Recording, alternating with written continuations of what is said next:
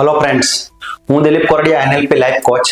આપણી લાસ્ટ જે વાત ચાલતી હતી એ છે માઇન્ડસેટ ઉપરની વાત ચાલે છે અને માઇન્ડસેટ ઉપરની વાત ચાલે છે એની અંદર આજના વિડીયોમાં હું તમને એક જોરદાર ટેકનિક વિશે વાત કરવાનો છું, જેની અંદર કોઈ પણ વ્યક્તિ હોય એનાથી આ વસ્તુ થાય છે અને એ છે સેલ્ફ ટોક। જે સેલ્ફ ટોક છે એ દરેક વ્યક્તિ કરે છે અને સેલ્ફ ટોક થી જ પોઝિટિવિટી અને નેગેટિવિટી અથવા તમે આગળ જઈને શું કરી શકશો, કયા લેવલ સુધી પહોંચી શકશો, એ બધી જ વાતનો આધાર તમારી સેલ્ફ ટોક ઉપર રહે છે। તો સેલ્ફ ટોક છે શું? તો કે આપણે પોતે આપણી સાથે વાત કરતા હોય છે કે મારાથી આવું થઈ શકે, મારાથી આવું ના થઈ શકે, મેં તો આવું કોઈ દિવસ કર્યું જ નથી, હું આ કરું તો મને આવી તકલીફ પડે, આવનારા ડર ને ભવિષ્યને લઈને હું જે કંઈ નક્કી કરું છું એને કારણે ઊભા થતા ડર, એના કારણે ઇન્સિક્યોરિટી જે ફીલ થાય છે એને લઈને આપણે આપણી જાત સાથે વાત કરતા હોઈએ છીએ। અને 24 કલાકમાંથી આપણે જે રિપીટેટિવ થિંકિંગ કરીએ છીએ, જે વારંવાર થિંકિંગ જે થાય છે, એ રિપીટ થિંકિંગની અંદર મોટા ભાગનું સેલ્ફ ટોક ચાલતું હોય છે। એટલે પોતે જ પોતાની જાત સાથે વાત કરવાની। આ જે સેલ્ફ ટોક છે એ પહેલાં તો હું કઈ સેલ્ફ ટોક મારી સાથે કરી રહ્યો છું એ મને ખબર પડવી જોઈએ। જો મારી સેલ્ફ ટોક કેવી છે એની ક્વોલિટી, એના આધારે તમારા જીવનની ક્વોલિટી નક્કી થશે, અથવા તો તમે જે મેળવશો, તમારી સફળતા અથવા તમે આગળ વધશો, તમારી અંદર ઇમ્પ્રુવમેન્ટ આવશે, તમે કંઈક આગળ જઈને મોટા લેવલ પર પહોંચશો, આ બધું જ કોના પર ડિપેન્ડ છે? તમે સેલ્ફ ટોક કઈ કરો છો, તમે વારંવાર પોતાની જાતને કઈ વાત યાદ કરાવો છો, તો તમે પોતાની જાતને વારંવાર કઈ વાતને લઈને કોસો છો।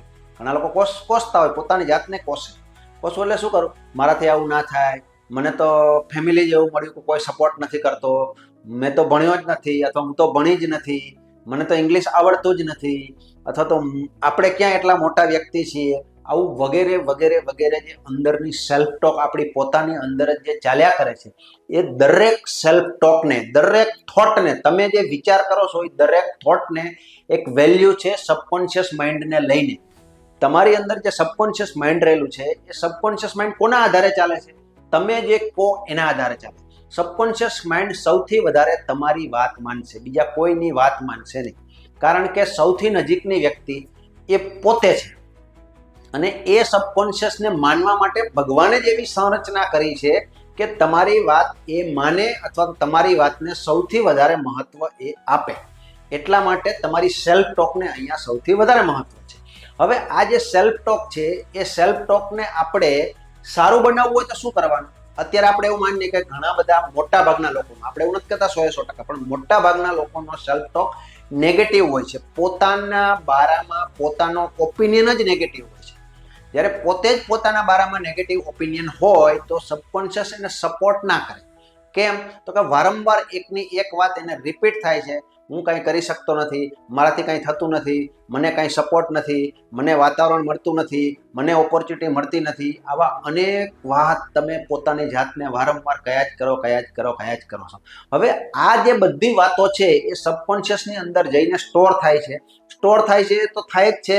ફરી પાછું બીજી વાત એ થાય છે કે વારંવાર થાય છે।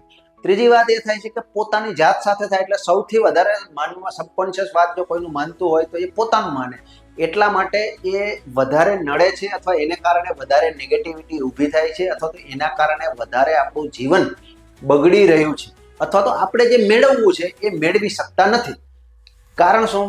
હું મારી જાત સાથે કેવી વાતો કરું છું, બરાબર છે? જો તમને તમારી જાત સાથે વાતો કરતા, સારી વાતો કરતા આવડી જાય તો તમે 100% અંદર સારું પરિણામ લાવી શકો। હવે એ સારી વાતો કેવી રીતે કરી શકાય આપણે? તો જ્યારે તમને નેગેટિવ થોટ આવે છે કે મારાથી આ ના થઈ શકે, આવું પોતે જ સેલ્ફ ટોક પોતાની સાથે કરે, ત્યારે એની સામે તરત જ એક ક્વેશ્ચન કરવાનો, મારાથી શા માટે નથી થઈ શકતું?